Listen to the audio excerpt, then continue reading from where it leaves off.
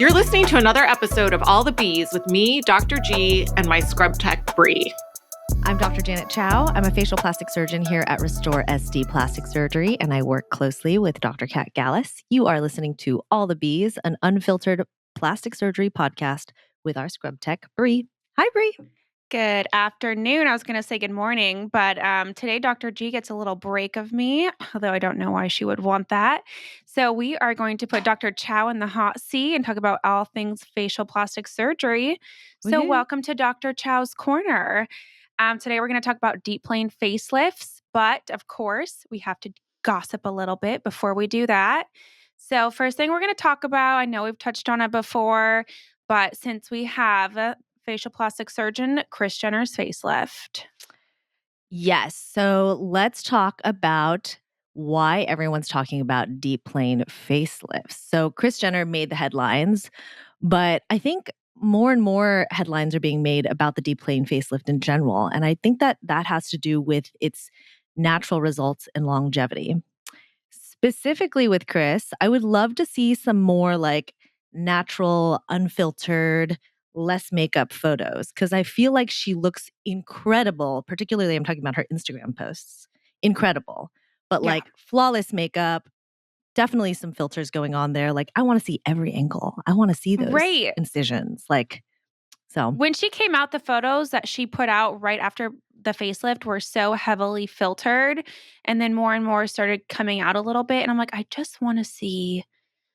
I'm sure all the little things you look at and when I first look at somebody, I'm like, do they have a facelift? I look at their little tragus. I look at their ears. I try and see if they got scars. So I want to see what your thoughts would be from an unfiltered picture. But of course, that's hard to get. Totally. I have seen a couple angles, and honestly, it's hard to know what's real and what's not in the era of like AI generated images and videos, but I've seen a couple angles where like there's maybe some puckering under the chin. Like again, don't get me wrong, she looks fantastic, but just like show me show me the raw stuff. Like I want to see everything. So we need to channel Kylie and her transparency with getting her boobs done. We need Kris to just go on a live and be like, give me the angles. Let me see your facelift. Show me the scars. We need a transparency breakdown, Kris.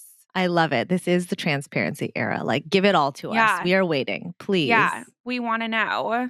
Also, another article, why younger women are opting for facelifts. And I feel like we really segued from getting preventative Botox to preventative facelifts. 30's the new 50. Totally. So here's my theory on this. I feel like Botox it's like getting your nail or your hairs done now, right? Everyone does it. It's so easy, so low risk, readily available. And then it's very easy to kind of like get into fillers from there. And I kind of feel like the filler fatigue set in. People were getting overfilled or felt like, that it was too much. It started to look unnatural. And then people the pendulum swung the other way and people are like dissolving their filler and kind of getting a refresh and maybe noticing after that, things are falling a little bit, they're sagging a little more. And that may have driven some people toward the facelift. So do you think Ozempic or, weight loss medications are playing a role into why facelifts are becoming more common? Oh, yeah, totally. I think that is definitely a factor too. I mean, Ozempic face being the trendy buzzword, like certainly when you lose a lot of weight and that facial fat kind of gets deflated, you have more loose skin and a facelift looks great on those patients. So yeah, multifactorial, but I also think that the techniques are just so great now. And people are being more transparent about it. It's not just green juice and horseback riding, as Martha Stewart said. It's not just Martha Stewart on the back of a horse drinking chia seeds. That's right. I also feel like when that imaging came out, people were realizing that filler wasn't actually dissolving. It was just migrating throughout their whole face. Now, I can't say that's the case. I just, based off imaging, and I've heard a lot of feedback, at least from patients or people I've talked to, they're like, my filler's not actually leaving. They're like, I'm just adding more and more filler. What are your thoughts on that and maybe why people are straying away from getting filler? I mean, I think it's really hard to, I mean, hyaluronidase works great and you can dissolve it, but it's really hard to get exactly where the filler was and everywhere that it was and everywhere that it may have moved to. Like, I have had a lot of patients recently who've wanted their filler dissolved, and sometimes it takes a few sessions because you might miss an area here or there. Yeah. We did a chin implant the other day, and you had dissolved quite a bit of filler, right? And even when we went there, there was still a little bit you can see.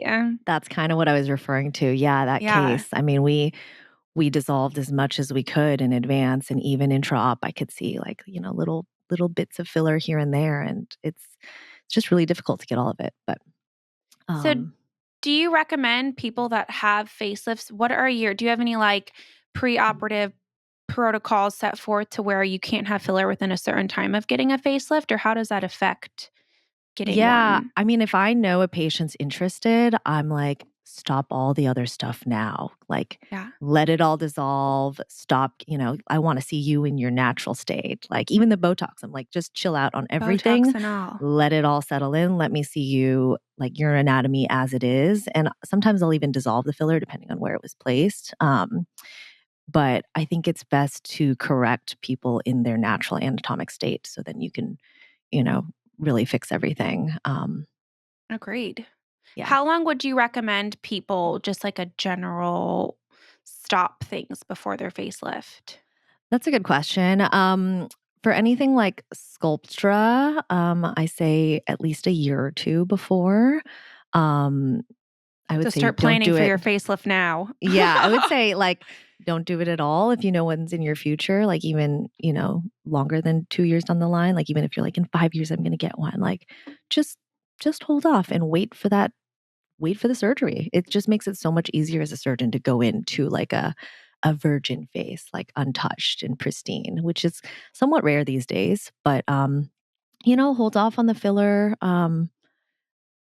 I would say just trying to be as natural as possible up until surgery is honestly the best. Botox and all of that, that's fine.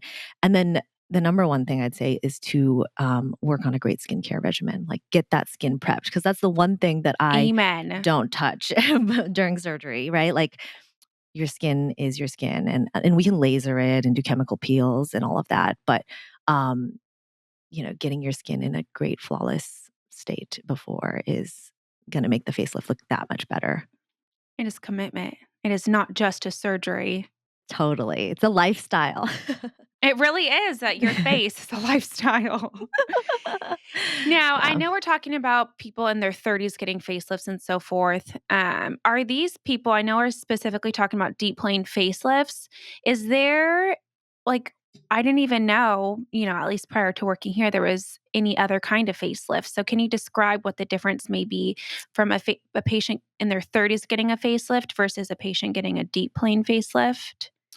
Sure. So let's just talk really quickly about like what is a deep plane facelift, right? So um a deep plane facelift lifts both the skin as well as the deeper support layer, which is called the SMAS and the platysma. And you lift that together after releasing ligaments in the face. And, I believe that gravity causes the redundancy and laxity of soft tissue. And so you basically are trying to reverse gravity by lifting both of the layers as a single piece, giving kind of a smoother, longer lasting, and unpulled look. So, speaking of different techniques for doing facelifts, Okay. what's the history of the techniques? Okay, so the early facelifts just tightened the skin, and then they discovered the SMAS, and the results started to get better when surgeons started going underneath the SMAS. That was like in the 70s that it got discovered. And then in the 90s, surgeons started to release key ligaments in the face. And that was kind of the birth of the deep plane facelift that we use today. So when we talk about deep plane, it's really like a natural glide plane that's just under the SMAS and right above the facial nerves. And when you get into it, well, it can be bloodless. Obviously you have to know the anatomy and it demands a lot of experience and expertise to get into it. But yeah, it's when you do, it's a really smooth recovery and patients look very natural afterwards. We love that. So, are patients in their 30s getting the deep plane, or are they doing, you think, more of just a little skin tightening, or are they getting that SMAS pulled up? So I get this. I get young patients who are like, I want a mini facelift, right? Which to me, mini means maybe just skin.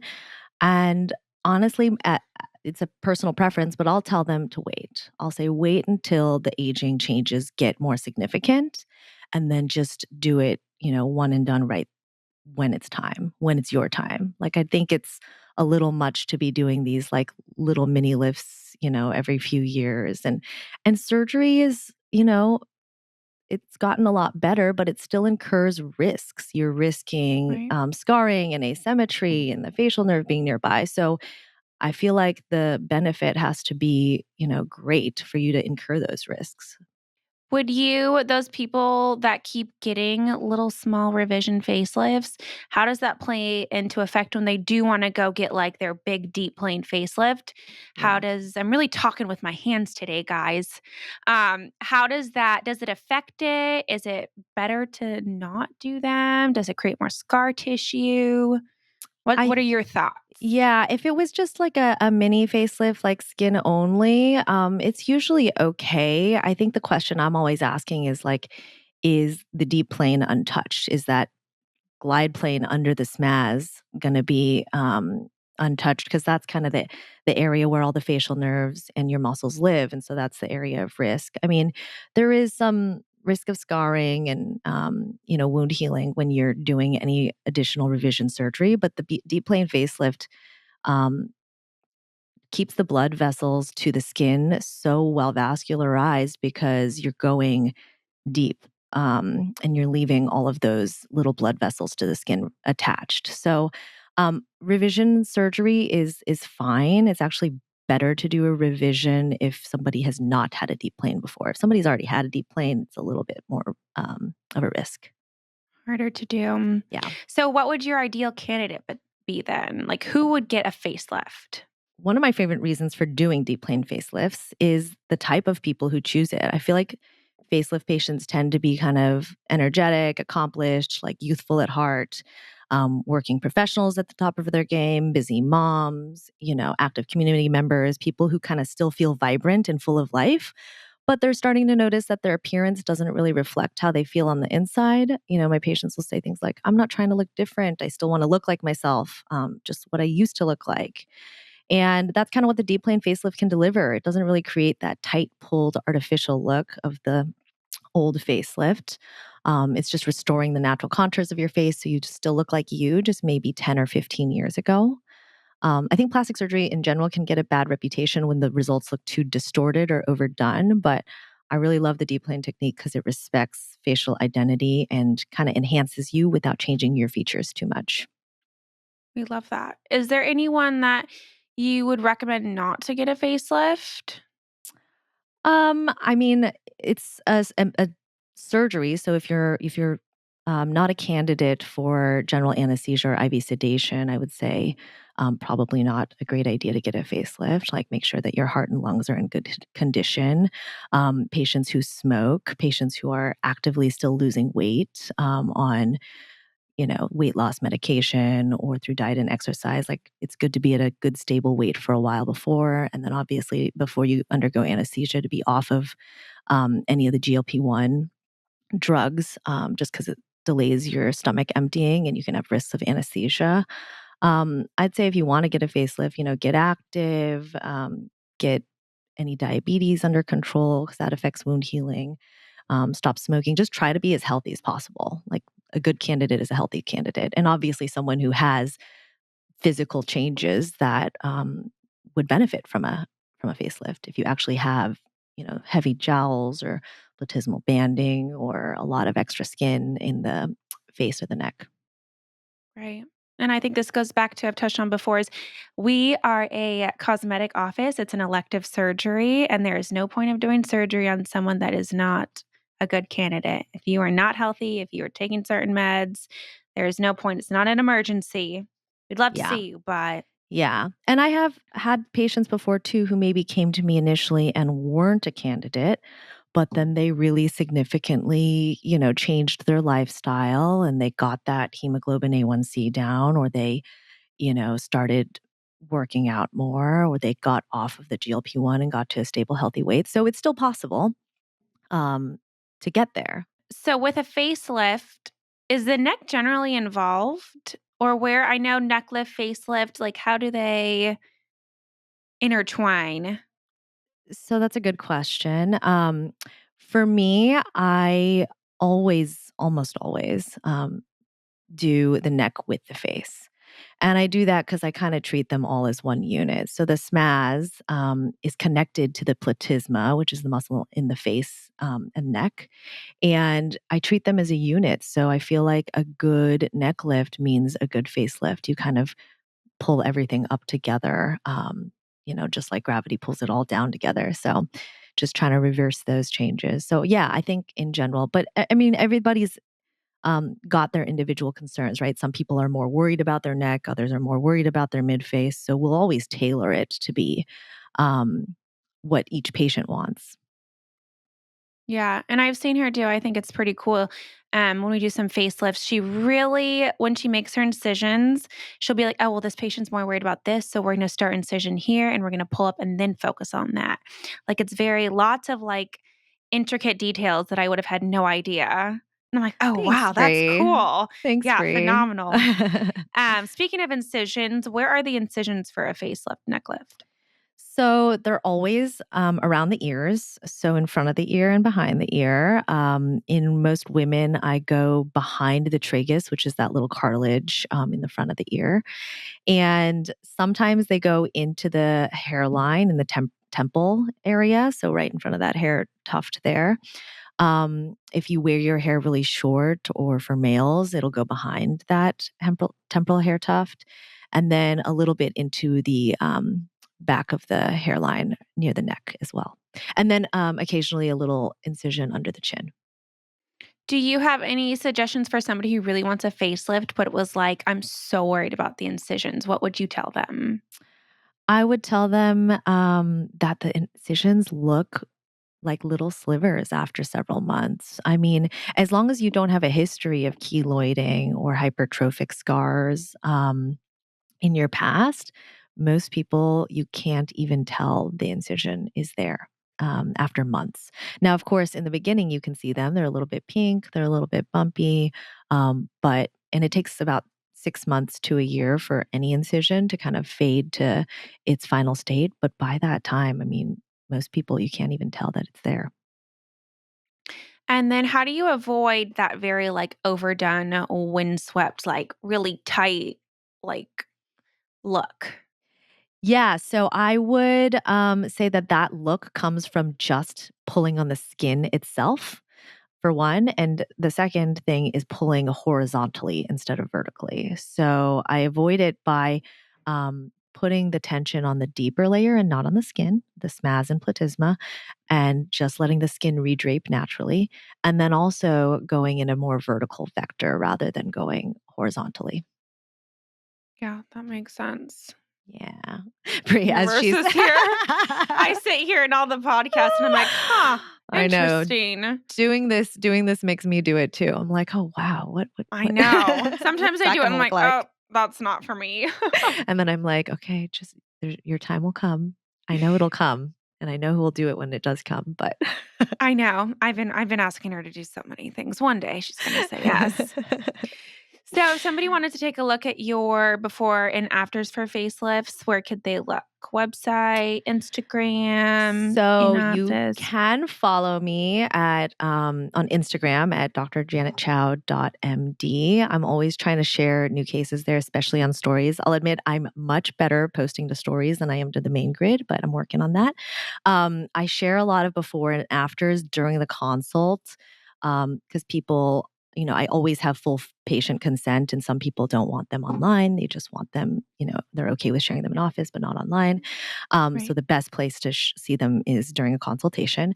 And then obviously go to restoresdplasticsurgery.com and follow us at RestoreSD Plastic Surgery for more. If you're listening today and have questions, need info about scheduling, financing, reviews, or photos, check the show notes for links.